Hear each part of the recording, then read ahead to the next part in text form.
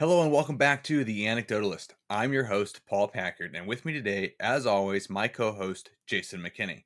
Hey, everybody. So I was softly encouraged after our last episode to kind of tighten some things up, but it was a bit long. I understand that. So if you're coming here directly from the last episode, don't worry, we're going to jump right into this one. So tonight we're talking about the abduction of Betty and Barney Hill.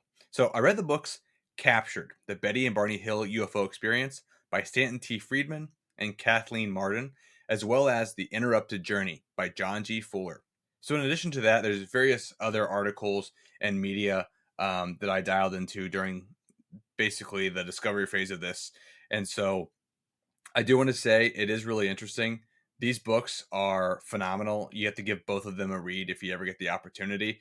These episodes are just kind of a taste of what happened. I try to do my best to consolidate everything and tell a compelling story, but it's really just a taste of what all occurred here. The Interrupted Journey, man, I couldn't put the book down. It is very, very well put together. I just fantastic. Couldn't speak more highly of it. All that said, Jason, are you ready? I am. I am so excited. Okay, here we go. Tropical storm Esther roared off the coast, threatening landfall and an eventual downpour accompanied by heavy winds across New Hampshire. Tonight, the sky was clear, as Betty and Barney Hill made their way back from their 3-day journey to Montreal and Niagara Falls. Behind the wheel of his 57 Chevy Bel Air, Barney rolled through the windy roads towards his destination in Portsmouth, New Hampshire. Barney had estimated their arrival time at 3 a.m. Slowly, a light in the sky approached, and after what seemed like a game of cat and mouse, Barney pulled over to further investigate.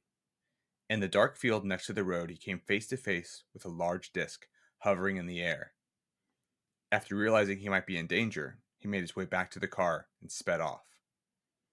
The stars above disappeared, and a loud beeping noise followed them.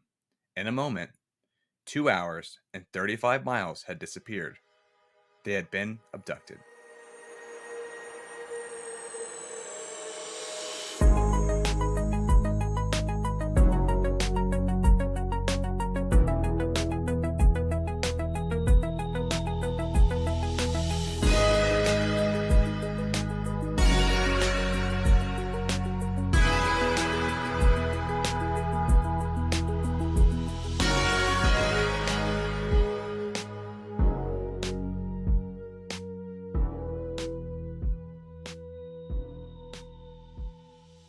Oh my gosh.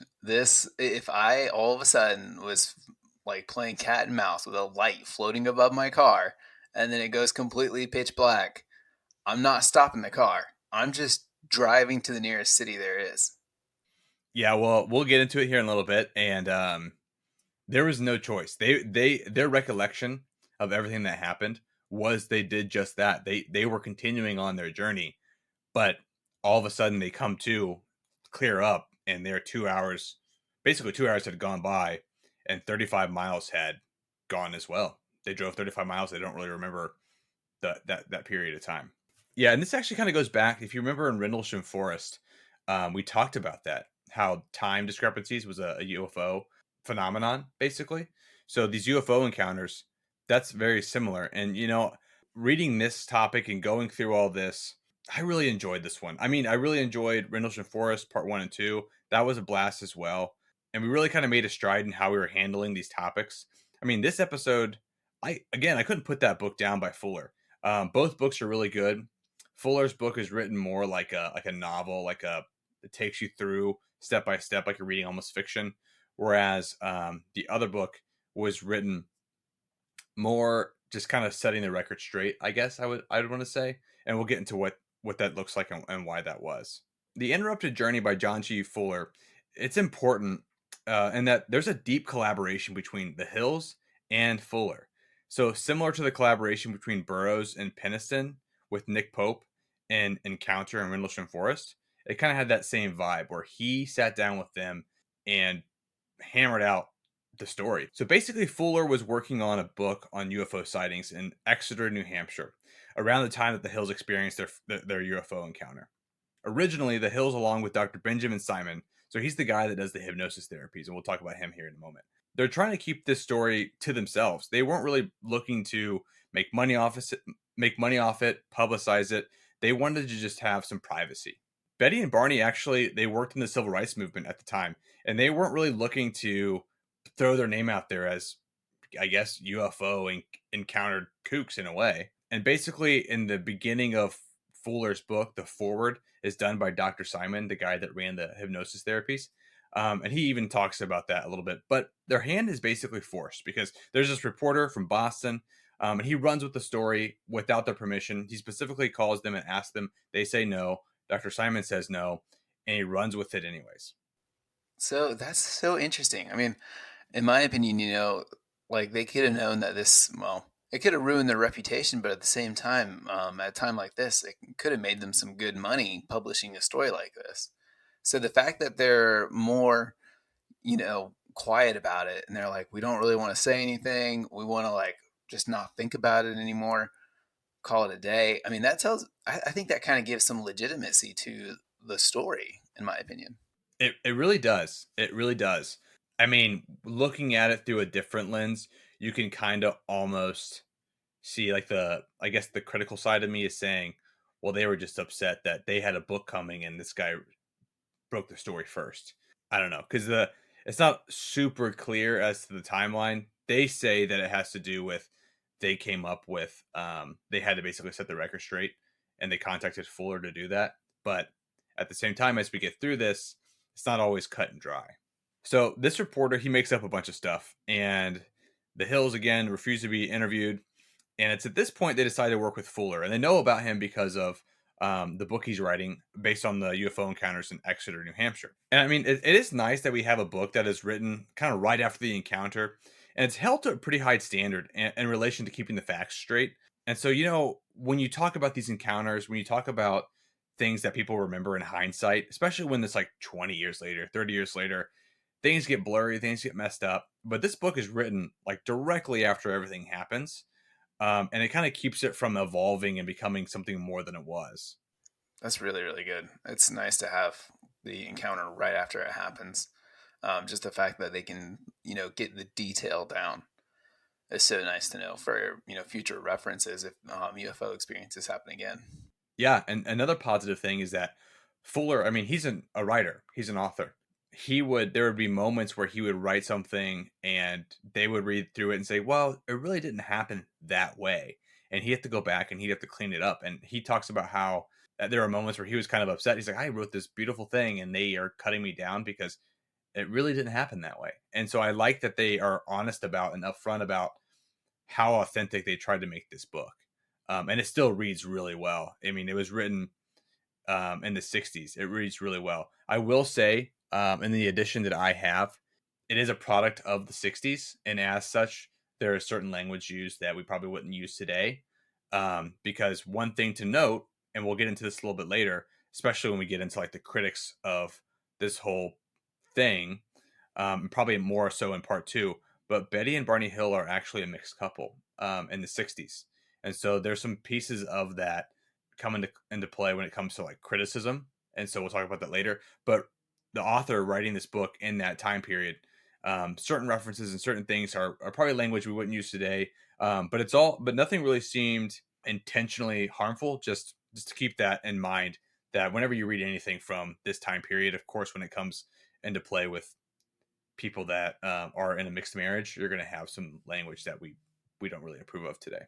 So the other book, it's called Captured: The Betty and Barney Hill UFO Experience, and it's written by the Hills' niece, Kathleen Marden. So she coordinates with Stanton Friedman. He's a ufologist and a physicist. So he's basically best known for his work with the Roswell incident. He's actually the first person, not really on the scene, but the first civilian to interact with the scene at Roswell.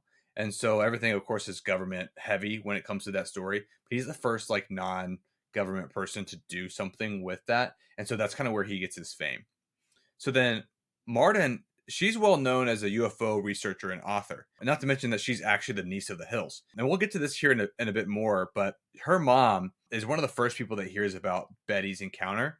And Marden remembered sitting at the kitchen table while her mom's on the phone and she heard her mom's side of the story as it's being relayed to her. She's a little girl. And you got to assume that's why she began this pursuit of ufology. I mean, she had a very impactful thing happen to her as a kid. Granted, it was a story being relayed to her mother, but she remembers being a child and hearing all that. And so, her growing up, and becoming a UFO researcher and author, and of course, she's going to write a book and kind of set the record straight when it comes to their story. I can just picture this little girl listening to her mom, listening to her best friend over the phone, and just being so emotional over this UFO experience. And then, just growing up and hearing all of this backlash on people that experience these UFOs. And then she just has this epiphany that she needs to be the one to tell these stories because she got to not experience them firsthand, but she got to be, pretty close knit community with a few people that had experienced these UFOs. She needed like to defend their honor almost. Like, I can understand why she pursued this subject. Yeah, and I mean, that's what really caught my eye was that it was funny. I was reading about it. I was like, oh, okay, she's the niece of these two, but now she's a ufologist. And again, we'll get into this in part two. Some of the criticism of the story and everything that happened, but in relation to Betty and Marden, they both kind of get a little off the rails, I think, down the road. More Betty than Marden. I don't know if Marden does. She gets deeper into like UFO encounters and things, but Betty becomes her story kind of gets bigger and balloons, and it puts this original story kind of in a weird light, and that's part of the criticism that we come up with in part two and theories. We'll talk about that later. Yeah, there is a positive and a negative to this, right? Marden is so close to the source that she's going to have an authentic information story, but at the same time, people might look at Marden and say, okay, well, of course she's going to tell this story. She's a UFO hunter. She's a quack or whatever. Which I think we need to pull ourselves back from thinking that and look at this story as kind of the launching point of everything and focus in on as why this would be authentic versus not. So we're tonight. I just want to focus on the encounter. There's just so much here. There's no way that we're going to get everything done in one episode. So tonight, what I wanted to do was focus on kind of just the facts as they're presented, the story from front to back. It's kind of part one is kind of broken into two different sections. One section where the Hills, what they remember immediately after the encounter, because they do have a period of missing time, and the other section of this is the hypnotherapy that pulled out what happened in that missing window. So the first part is their exact memory. The second part is basically pulled from these sessions. So Betty and Barney Hill, they were married in 1960. And so Betty was a social worker for the state of New Hampshire, and Barney was a postal worker in Boston. So he worked the night shift, and he had to commute 60 miles there and back every shift. So on the side, the Hills were incredibly active in the civil rights movement. Dang, man, can you imagine that? I just, working night shift now. I work about maybe 15, 20 miles. I live 15 to 20 miles away from work. Like, getting off night shift, man, I am like so tired. But driving 60 miles after a night shift, oh, Yeah, there, and also we're talking about the 60s, so it's not like he's sitting in a super comfortable vehicle. I mean, I drive a lot for work too, and I can't imagine driving around in a 57 Chevy Bel Air. That would be a nightmare. I drive around in something that's very comfy for what I have to do. But yeah, that's a big part of this, right? Is this kind of leads into this. So he's actually working in Philadelphia right when they first get married, and so he's even further. So they basically spend like the first 10 months or the first year of their marriage separated. He gets a closer job in Boston, which is still 60 miles away. So think about how far away he is working night shifts in Boston. Before that, he was working in Philadelphia, which basically they just never saw each other. That kind of actually leads into what we're going to talk about. So he is working 60 miles away. They then decide that since he's finally close, it's time to go on a honeymoon. They basically had pushed this off for about a year. So one day he gets home from work and, kind of in a hurry, he decides we're going to travel to Niagara Falls and also to Montreal, and then we'll circle back to Portsmouth, New Hampshire. They plan and pack during the day and they sleep at night, leaving the next morning at 4 a.m. to start their journey. that actually sounds like a really fun trip. I've never been. You've been to Montreal before, haven't you? I've not been to Montreal. I've been in Canada quite a bit, but not to Montreal. I heard that's beautiful. That would be a really nice trip. And it sounds like he much deserves it. Yeah, I've been to Niagara Falls, which is beautiful, of course. Yeah, I've been there twice. So they do their 3-day trip and they start heading back towards home. So they're on the last stretch when they stop in Coldbrook, New Hampshire at a diner. And so Coldbrook to Portsmouth is about 200 miles. They look at the clock and it's 10:05. They do the math and it's something like 5 more hours. They think they'll get home at 3 a.m. at the very latest. And so that time frame is pretty important. So keep that in mind here as we go along. So once they're back on the road, Betty notices what looks like a bright star in the sky. But after a time, she kind of realizes the star is moving. And it's weird because stars don't move. So she thinks back to her childhood, and her dad was like an avid satellite observer, I guess. And she talks about how she remembers her dad late at night would want to go in the backyard and watch these satellites, look at satellites. She never really did it. So she doesn't have much experience with them, but she knows kind of what a satellite is and that things in the sky can move.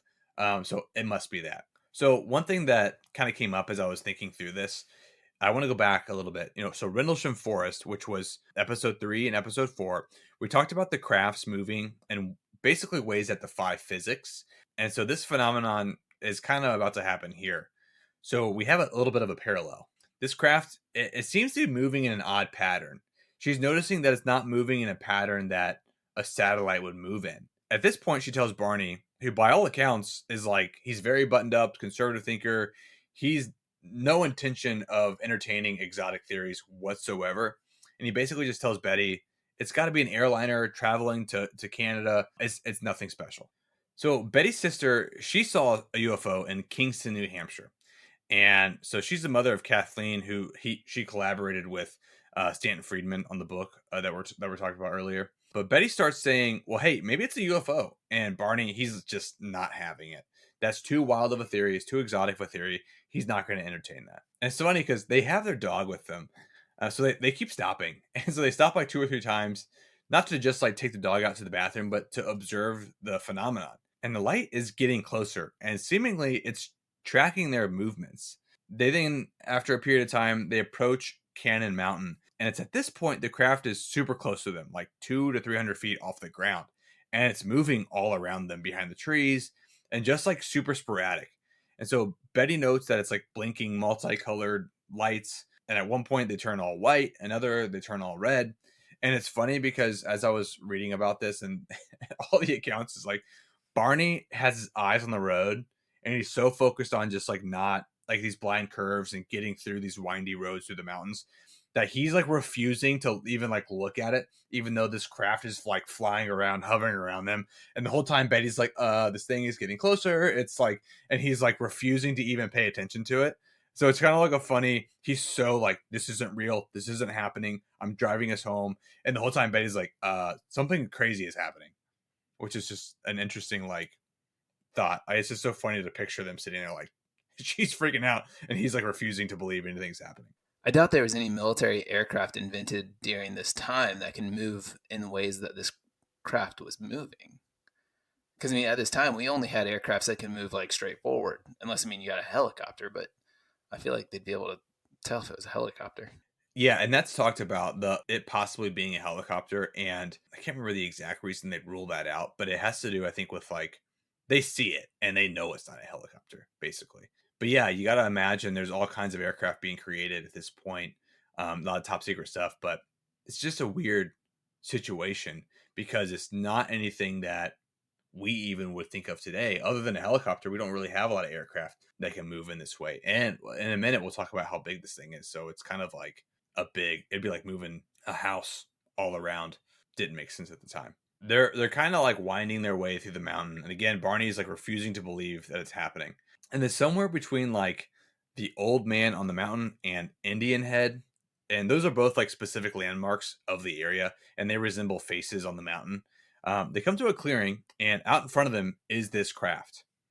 They say it's like the size of a dinner plate held at arm's length, which, as a frame of reference, they also use the distance between 3 telephone poles along the road to indicate its size. So, I mean, that's a big space. Think 3 telephone poles, how large that is. And they basically, at this point, they stop, And Barney gets out. He's like, okay, I get it. So they have binoculars with them because when they went on the trip, they brought them with them to view scenery, like view Niagara Falls. So they have binoculars. Barney is standing by the open door looking at the craft. The car's like vibrating and moving like cars do or whatever. So he's having a hard time looking at it. So it moves away from the car and over above a field next to them. So Barney is looking at the craft through the binoculars, and two fin-like arms come out from it, and they have like blinking lights on them.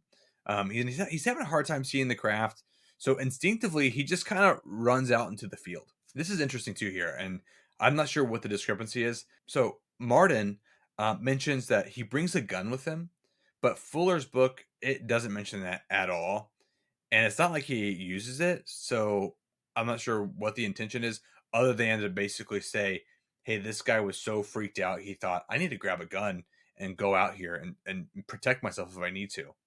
But once he's out in the field, he doesn't pull the gun out. He's close enough to the craft. He's using the binoculars, and he sees these windows, like kind of horizontal along the middle of the craft. And in these windows, he's seeing like humanoid beings dressed in gray uniforms operating in, quote, military like fashion. They all kind of move away from the windows really quickly, but except for one who stays at the window watching Barney. And the other ones kind of go back and start working on something. It's at this point Barney's like, okay, something's happening here. I got to get out of here, because he like understood there was an overwhelming fear that he had that he needed to get away from this craft immediately. So he runs back to the car and they just take off. And so this craft just chases them. And they're hearing this buzzing and beeping from the trunk area, but they don't see anything. Nothing in front of them, nothing behind them. But right above them, they say it's pitch black, so no stars. And the assumption is it was right above their car at this point. Shoot, man, I don't know what I'd do in this situation. Like I said, this would be a situation in which I would not stop. I would just drive to the closest city. I mean, I would not stop unless I ran out of gas. Yeah, well, you would probably just get abducted. That's what would happen. I don't think I think you're powerless in this situation. There's nothing you can really do. I mean, they'd have to abduct you while driving a car. Hopefully, they just wouldn't try that dangerous of a maneuver, right? No, that's what happens actually. Oh, great. So this was presented in kind of two different ways. Fuller, he basically says they get kind of drowsy or groggy, and then the next thing they know, they're coming up on Concord, New Hampshire, which is like 35 miles closer to where they were going home. Marden and Friedman, they kind of say it like, as they get closer to home, all of a sudden they realize they're coming up on Concord, and the sun is coming up, which they're kind of confused by because they're supposed to be home around 3 a.m. So the sun shouldn't be up yet. It should be dark still. It just kind of boils down to there's 2 hours missing, and they somehow traveled 35 minutes without remembering anything. And their memory just like picks up somewhere around Concord, New Hampshire. I mean, surely. So the only thing that they have is like memory loss. Like, are they in pain or anything? Like hungry? No, I just from what I read was they were kind of groggy and exhausted and tired, which makes sense that they'd be tired because they've been driving all night. But like, yeah, that section is just gone, and they're kind of groggy and tired, and they realize like, wait a minute, we're close to Concord. The sun's coming up. Nothing really makes sense to them. All of a sudden, there's just this understanding that there's some time missing at this point. So they get home. Barney feels like clammy and grimy and just overall like really odd. And so he's compelled to go to the bathroom and lift his shirt up and inspect his abdomen, but wasn't really sure why he did it. He just kind of felt like he needed to. He was compelled to do it. They both kind of feel really weird, and they don't know how to describe it other than like they were just in a haze, like a fog. And they go to the back door, they look up at the sky, and they couldn't really put their finger on why. They couldn't figure out why are we going out? Why are we so interested in what's going on in the sky? They just couldn't figure out what was happening. They were in a haze. So it's like early at this point. They eat a little bit of breakfast, and then they both just kind of collapse in bed, and they sleep until like 3 in the afternoon. When they wake up, they're a bit more clear-headed, and they both observe that something happened to their clothes. So Barney's shoes, the top of them are like scuffed, like maybe they had been dragged or something. He remembers running through the forest, but it's like the top of his shoes that are scuffed. Betty's she realizes that her dress has been torn. And she's like, why is my dress torn? But both their clothes are damaged in some way. Yeah, man, that's the biggest hint that you've been abducted. Yeah, damaged clothes. Damaged clothes, loss of memory. Yeah, it's not good. So they eat a second breakfast, like they're hobbits or something. And during this time, Barney is trying to remember like what happened the night before. And he's realizing his neck is kind of sore. So Betty has this like epiphany, this realization, I need to call my sister Janet because Janet has had a UFO encounter and Betty's like I just had one. I need to tell her about it. So Janet is Kathleen Marden's mom. We talked about that earlier, the author. And so she recalls being the little girl hearing her mom's side of the phone call. And so during this call, Janet says something like, hey, do you think you may have been contaminated like by radiation or something? And so Janet leaves a line for a moment, noting that her neighbor is a physicist. And he tells her if they were contaminated, maybe a compass would indicate like radiation. So if the needle were to like act erratically in close contact with the car, that would indicate radioactive contamination. Yeah, so Betty goes outside. She has this compass, and she tries it for herself. She yells for Barney. He comes out, and there's these like shiny circles on the back of the car that they didn't notice before. And so they place the compass on these spots, and the compass acts erratically. So, in all the excitement, the couple run into the space upstairs. They come down, and Betty just kind of blurts out like the UFO story. And they're like, you should call the army. Which, of course, well, yeah, when you come in contact with something crazy, you call the army. They're like, oh yeah, we sent out a ship the other day. That was us. You can go back to bed. Just sleep it off. Whoops. You saw our cutting edge technology. Forget it, please. So at this point, I'm not going to get into detail about that encounter just because that is going to be part of the investigation in part 2. But that's kind of the original story as they remember it. I want to note this part of it is the encounter section just because like that's how they remember the encounter that happened. There's like no real abduction at this point. They don't really recall anything else. This is this like the aftermath, what they remember, and the actual physical hard evidence of radioactivity on the car. I feel like we need to like put a disclaimer here. If you have trouble sleeping tonight, it is not our fault. We are not responsible. We do not accept any responsibility for any lost sleep.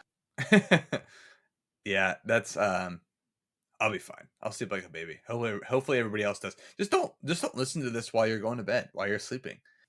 Okay, so at this point, I want to get into the work that Dr. Benjamin Simon did.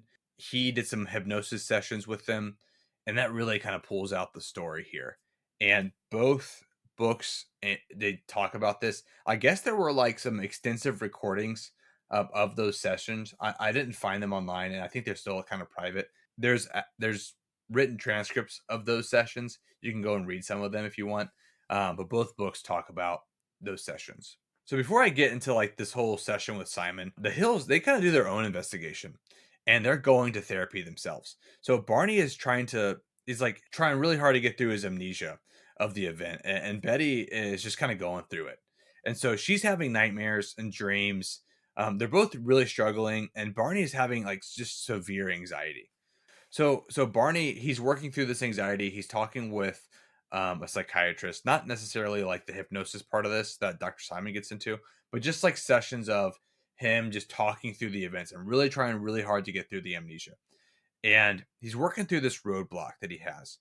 It basically it's like a physical and metaphorical roadblock in his mind, but he basically has this like sudden epiphany. And he remembers coming up on these men in the road swinging their arms in this like perpendicular motion as if to tell him to stop the car. His engine dies and they come up on this car like they're swaying in this weird non-human way and Barney's like, okay, what is this? Why do I remember this? And so at this point they wanted to do some hypnotherapy to uncover other memories that may have been locked away. And so he asked his psychotherapist, which I imagine today would just be called a psychiatrist, Dr. Stevens, for a referral to a hypnotherapist. And he's referred to Dr. Simon. I'm going to do a quick background on Dr. Simon because he's not just some like kook that does hypnotherapy.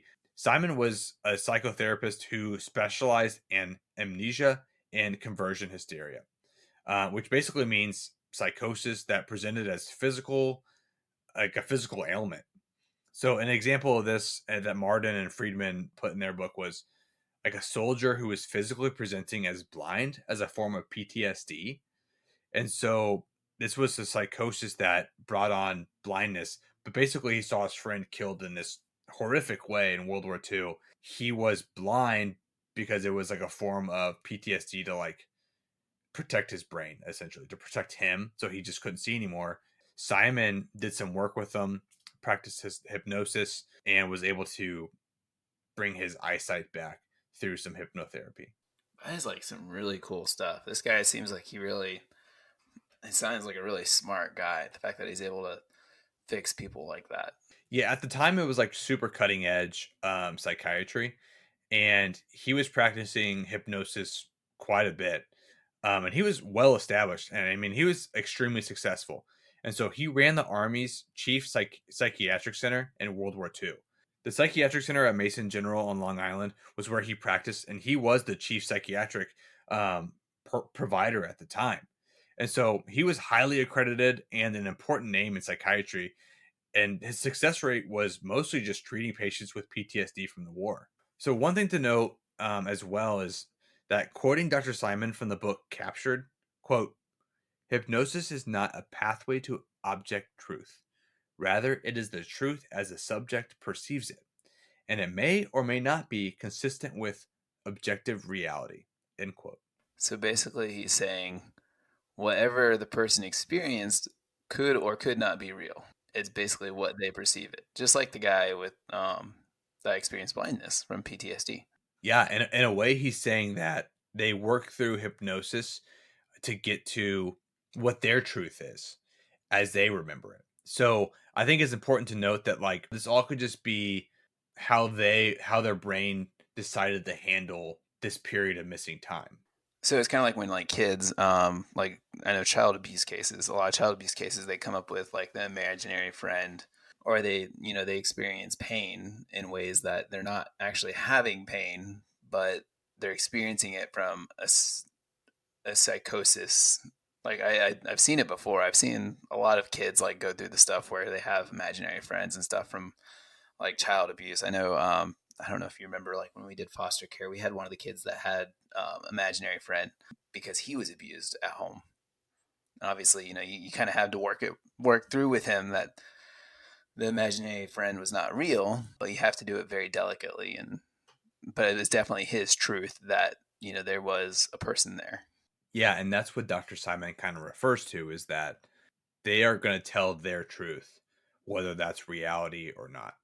So keep that in mind as we go through this because it gets pretty in the weeds pretty quick. So all that said, I want to share this next section by reading the dictation of Dr. Simon immediately following the Hill's first hypnosis session. So this comes from the book The Interrupted Journey by John G. Fuller. And just as a quick side note, Simon, with the permission of the Hills, he gave all the records to Fuller for this book. And Fuller, he poured over hours and hours and hours of recording. And in many locations in the book, he just writes it down word for word. So you can read the exact exchanges in his book if you'd like. And so here's the quote from the dictation of Dr. Benjamin Simon following the first hypnosis session of the Hills. Quote, during the explosive parts of the patient's discussion, he showed very marked emotional discharge. Tears rolled down his cheeks, he would clutch his face, his head, and writhe in considerable agony. When he first described the eyes, he drew circles in the air, which were in the shape of the eye that he ultimately drew. He actually drew a curve representing the left side of the face and drew the left eye on it without any other detail. When asked which eye this was, he showed some confusion. Then he drew the rest of the shape of the head, and then, as an afterthought, he drew in the scarf. Mrs. Hills was induced by post-hypnotic suggestion for reinforcement in anticipation of the time when she would be interviewed. She was in the waiting room for the entire period. End quote. Wow. So he actually was able to like kind of picture these creatures or these people. That's pretty cool that he was able to actually like draw this out and kind of give what they looked like. But you had mentioned Miss Hill was induced by post-hypnotic suggestion? Yeah, she was in post-hypnotic suggestion for this, which basically is just it's really interesting actually. So he goes through these sessions where he hypnotizes them to basically prepare them for a future hypnosis because I guess there's like different states of depth of hypnosis. And so in order to get to the deepest sections, he has to kind of train their brain into these sessions. And so eventually they get to a point where he can just say a couple cues and get them super deep really fast. So she was in like a partial hypnosis in the waiting room during this session while this is all happening. He did that for both Barney and for Betty at this time. So they weren't like listening in to each other's hypnotic sessions. No, both of them were removed from each other during the sessions, which is, I think, important to how some of the stuff lines up. We'll get into some other things. And again, in part two, there's some theories because Betty has these like nightmares and dreams. And there's some suggestions that her dreams get verbalized while she sleeps. And is what is causing Barney to have problems because he's hearing her like say the things to him as he's sleeping. And so, like, some of his stuff, there's some theories that maybe that's what is all stems from. For all intents and purposes, we're not really going to focus on that until part two. I want to focus on just the hypnosis sessions, but they are completely removed from each other when they do their sections. I'd be waking my wife up every time she started talking about aliens. I'd be like, all right, babe, it's time for you to wake up. Go sleep on the couch. Yeah, I can't have you whispering alien encounters in my ear as I sleep. You're freaking me out. One other thing I want to note here is I don't have a lot to say about like what the aliens looked like. You can go I would suggest go online because there's so many drawings of these aliens and it's kind of hard to pinpoint like the exact information because both books seem to kind of have like sporadic placement of information as to what they look like and some of that's like just in passing. Like this how this comment was just kind of like in passing he was talking about how he drew the eye. A lot of the conversations that revolve around the aliens, at least from what I remember, is that it seemed like they just would like randomly talk about, oh, this alien looked like this, or this being looked like this, and so I don't really get into that here in this episode. I don't really have that written down in a way that I feel like I can like talk to it objectively. So I think what I would suggest is if you're interested in what they look like, look it up because there's a lot of artist renditions of what they do look like. Especially there's also some artist renditions of what the craft look like as well. I suggest just pulling that up because it's super easy to find those images online. I just thought it'd be hard to kind of explain that in this episode, so I just don't think we will. For all of our huge alien fans. Yeah, for everyone that's looking for some crazy alien stuff, go online. There's a lot going on out there. So what I was thinking like for this section, I really don't want it to be like a bunch of quotes from the books just because like it'd be easy to fall into that just because there's so much just like written information here. There's the transcripts from the audio. I don't want to like just at this point fall into I'm going to read all the transcripts so we have an idea of what's going on. So I'm going to do my best not to do that. But there is some here. There is some quotes here that I'm going to get into because I think it's just too important to not read them. But I am going to start this section here by reading the quote from Captured, the Betty and Barney Hill UFO Experience. Again, this was written by Stanton, Friedman, and Kathleen Marden. And so this is Betty's recall of the two of them entering the craft for the very first time. Quote, I went up the ramp and I went inside and there was a corridor and there was a door and there was a light inside and there was a room and there was a light inside this room. When I got up to the door, Barney was behind me and I started to go into the room and I just started to. And they take Barney past the door.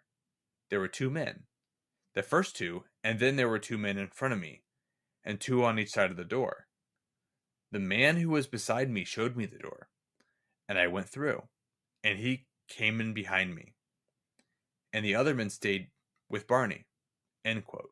I know that sounded kind of disjointed, but that's how a lot of this is because they're hypnotized as they're going through this. So a lot of the conversations seem kind of disjointed like that.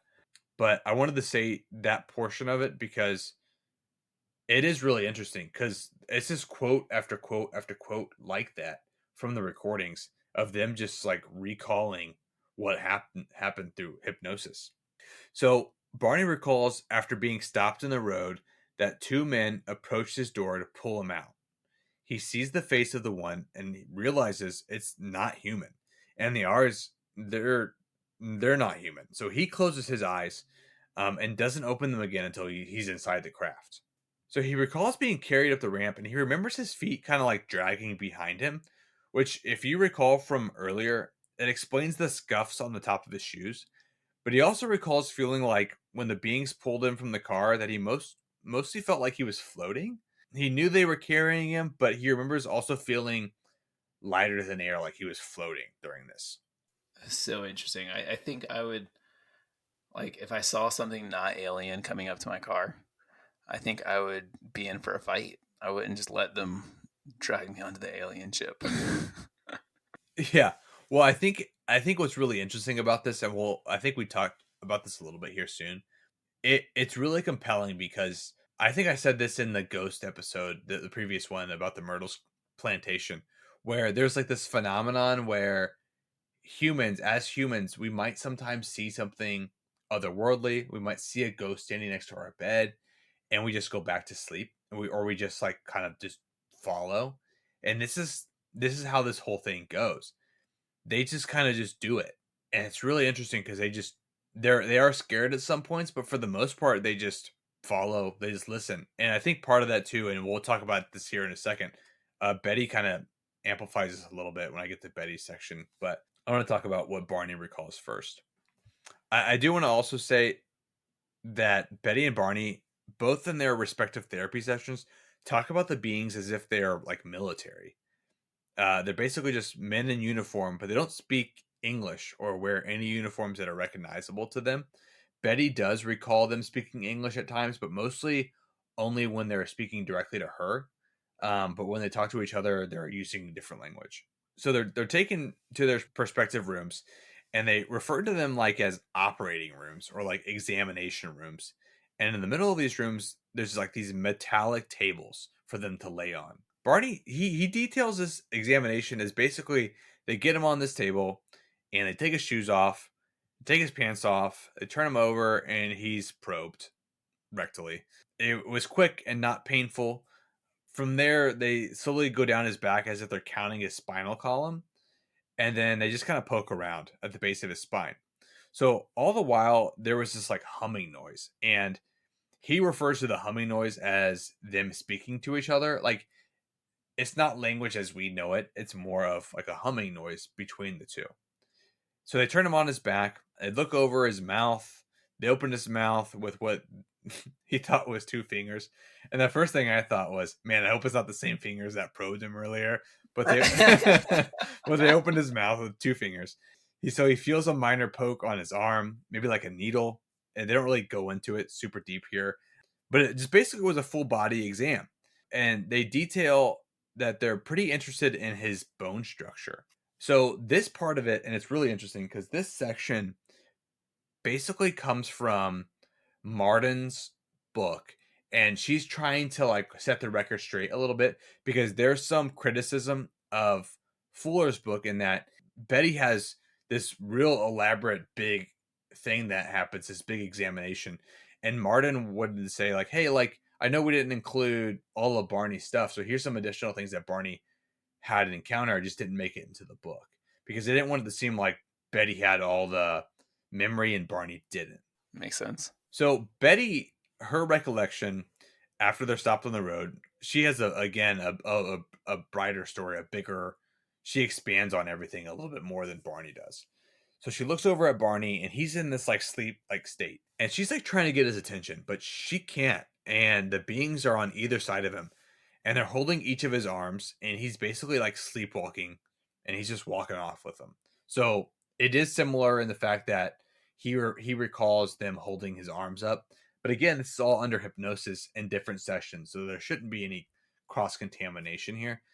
That's a kind of like a mirror event where she remembers or recalls these aliens walking off or these beings walking off holding his arms on either side, and he's in this dreamlike state, kind of like stumbling and walking, like sleepwalking almost. How did the top of his shoes get scuffed though if he is walking?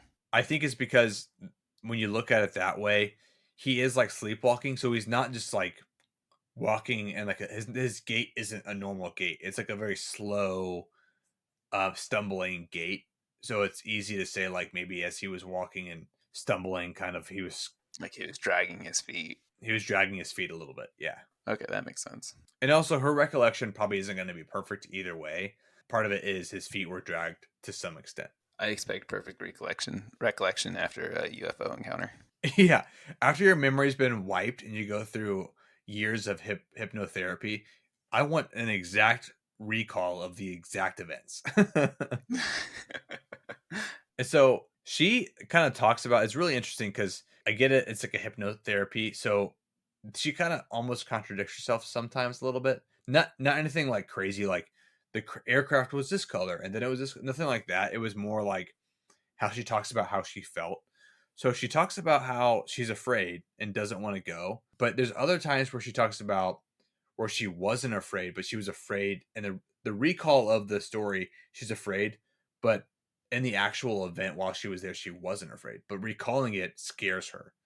But here specifically, she talks about how she's afraid and she doesn't want to go. And so one of the men basically gets angry with her and he's like, "Hey, stop fooling around and just come with me.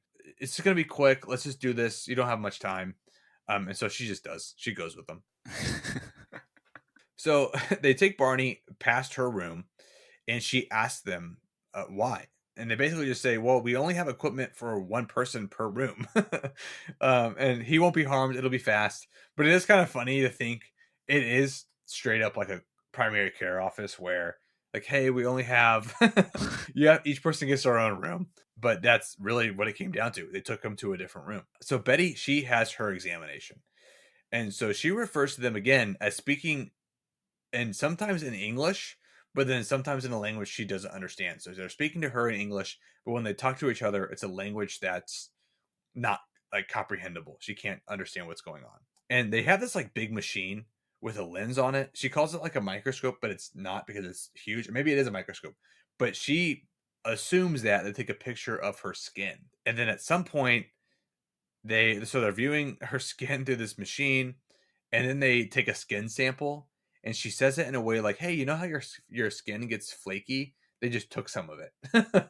And they wrapped it up and kept it. Interesting. Yeah. So she gets up on the table and she says it's like she's like at the dentist office and they're looking at her teeth. And the teeth thing kind of comes up here again. It's kind of funny, but they're looking at her teeth. And they kind of put her head in this like bracket, and she describes it like an examination, like what we would do at a doctor's office. They look in her eyes with the light, they look in her mouth, they look in her ears, and at some point she says they kind of swab her ears and they take a sample. But they could have just been dirty. I don't know, but they like swab her ears. They're like, man, these things are dirty. You need to clean your ears out. Yeah, like what is going on here? Why there's so much wax? So she recalls that they kind of feel around her neck and her collarbone, kind of like examining her bone structure. And again, Barney had said that, they were like super interested in their bone structure. So they also at some point take a sample of her hair, like they cut some hair off, and they're looking over her hands. And they also take a sample of fingernail, like they just like clip off some like excess fingernail. They're just taking samples from her basically at this point. And so this is kind of where it merges with Barney's story, where it's kind of similar.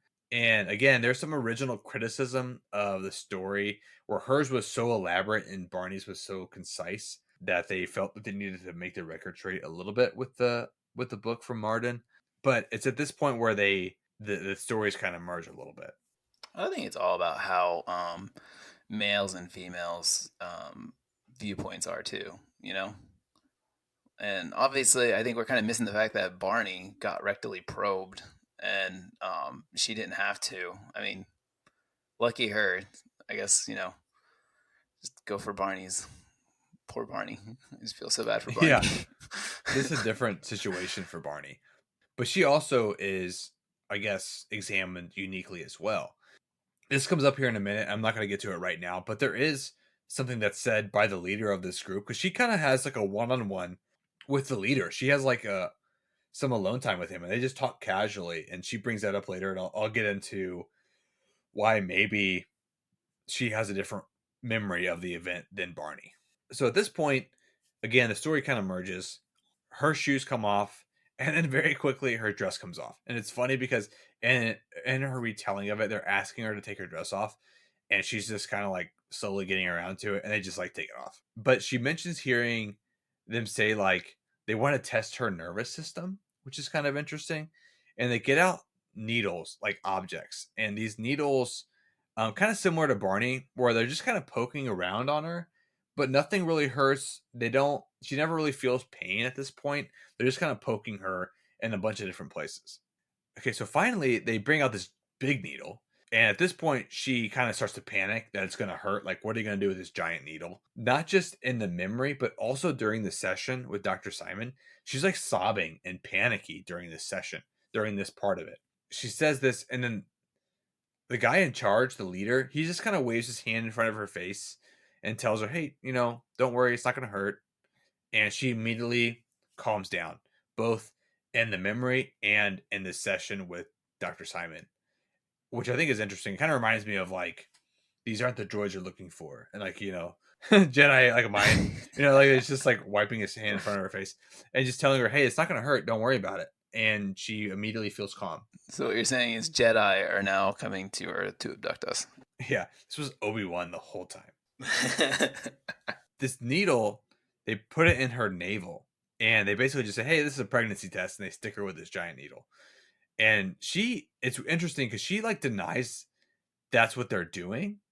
And I think it's mainly because she's like, this thing is so invasive. They're sticking this giant needle in my belly. I don't really think it's because they are giving me a pregnancy test. She like kind of calls them out like, you're telling me this, but this isn't really what's happening, which I thought was interesting here, that she would basically call the leader a liar for what he's doing, which I thought was wild. I will say it is interesting that Dr. Simon at this point asked her, I guess they did anything sexual to her. And she's like, no, they didn't. It was like an examination. But I thought it was wild that he asked that question. But it kind of makes sense because if you think about what she's experiencing, maybe as a female, I don't know. But he asked her that and she's like, no, it was all an examination. There was nothing sexual about it. Wow. So they wrap up her examination and Barney's not done yet. So she is like just hanging out with the leader. And it's really interesting because the way she talks about it, it's just like she would have a conversation with anybody. So she's just asking him different questions. And she's like, I would like some proof that this happened. And he's like, oh, okay, here you go. And he hands her like a notebook that has all this weird writing on it. They also spent some time looking at a map. And she's like, well, where are you at on this map? And he goes, well, where are you on this map? She's like, I don't know. And he's like, well, me pointing to where I'm at is not going to really give you information because you don't even know where you are on this map. And so, yeah, it's really interesting because they just kind of have this open dialogue back and forth. She talks about the map being this like oblong map, not like a traditional map that we would think. It's just a weird experience. And so she's kind of worried about Barney, and the examiners kind of come back and they're talking about Barney's teeth. And the delay is basically he had dentures in, and they couldn't figure out why his teeth were coming out and hers weren't. So there's like some like humor here where she like laughs and is like, oh, it's because he has dentures. And they're like, what are dentures? And she has to then go on and explain. She has this whole conversation where she explains to the leader that, some people have dentures, and Barney was injured when he was younger, so he has dentures. But old people, as people age, they often have dentures also. And this leader is like, okay, that's interesting. And he goes, well, what is aging? What is old age? He doesn't understand the concept, which is a whole nother can of worms we could get into.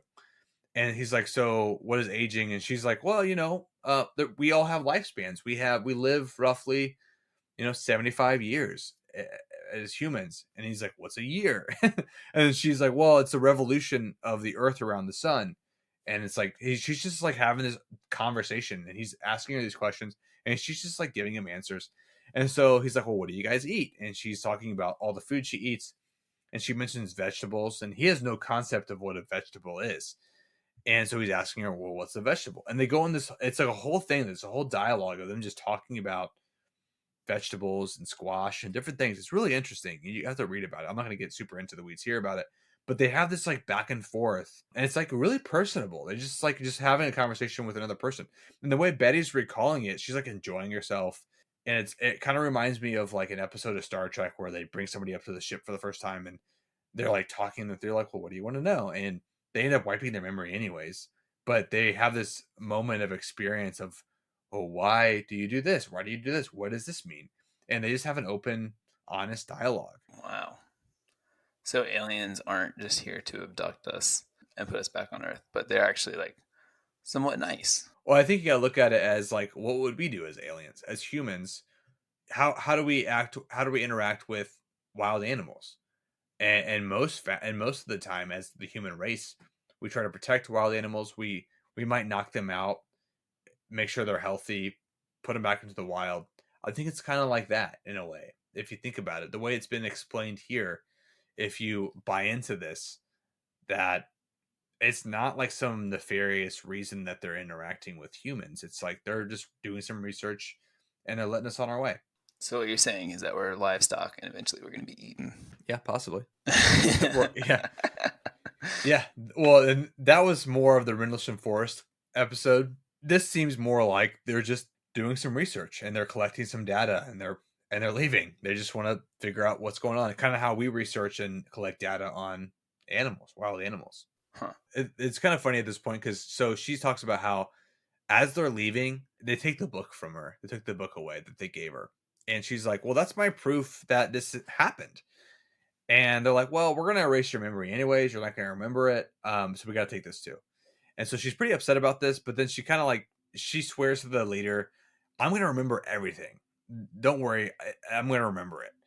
And he's like, well, I hope you don't, because if you do, it's just going to confuse Barney because he's not going to remember what happened here. And if he does, it's going to be different than what you remember, which I think is a very interesting thing for her to recall or for him to say. That they're both going to have different memories of this event, but then also they speculate that he's going to remember less than what she remembers. Huh. I wonder if once again if it's because of the gender. It just could be the anatomy. Yeah, it could just be the differences. I don't know. So then she just kind of at this point relents, and she's like, "Well, this was an amazing experience. Thank you." It's like this weird thing where she just like, "It wasn't bad. I'm not upset about it. It was a great experience." And so they get back to the car, and she says, Barney is still in this kind of daze, and she watches the craft fly away. And so she describes it as this like big, bright orange ball just flying away off into the sky. So Barney, when we go back to his recollection, he says it's really interesting because he says like he's in the car and he has this like big grin on his face. He's like happy. He's in a great mood. And then he sees Betty and she's walking back and she has a big grin and she's happy. And not like really happy that the event is over, but just that the event wasn't a bad experience. And so he recalls like seeing the craft fly off again, separate instances, they're in separate sessions, and he refers to it the same way she did as this like big orange ball flying off into the sky. And so at the end of this, they said that they both say this, that the beeping comes back at the end before they come to. And Betty, she kind of thinks like, well, maybe this was their way of saying goodbye. And it was just them leaving. Interesting. Very interesting. Wow, so much to unpack here. Yeah, there's a lot. That was quite a bit. But it's funny because like I said before, there's two sections of this. Their immediate recollection and then the hypnosis session. And so if we take everything at face value and everyone's being honest, there's no lying going on. I think we can, if that's the truth, if we feel that they both are being authentic, then the first section where they talk about how they're kind of being chased by this flying saucer and things are happening and they kind of get groggy, you can say, okay, that event possibly happened. If they're being honest and there's no deception and they're not making a story up and you remove the hypnosis part of it, the first part is fairly authentic. You can like poke holes in the hypnosis stuff because you can say, well, he was leading them. He might have said certain things that triggered certain things and they were pulling up things that he was almost placing in their way and unintentionally, because that's another thing with hypnosis is like the person that's leading you through a hypnosis session, they can unintentionally contaminate the material. They can lead the person in a way that they get what they want out of that person. But if they're being authentic and everything is as truthful as possible, the first part of this where they're being chased by this thing and Barney follows it into the field and he looks at it, there's no like recollection of that that's being pulled through the lens of hypnotherapy. And so I don't know, it's really interesting. And then if you want to believe that part of it, then why not believe the second part of it, which is this recollection of them being abducted? It's a wild story. Yeah, and I think that, you have this guy that works with the military. For all intents and purposes, he's trying to do good. He helped a blind guy that was experiencing blindness because he saw his friend die in World War II. Like, it sounds like this guy's pretty legit. Like, he wants to do good. He wants to help these people get over these encounters.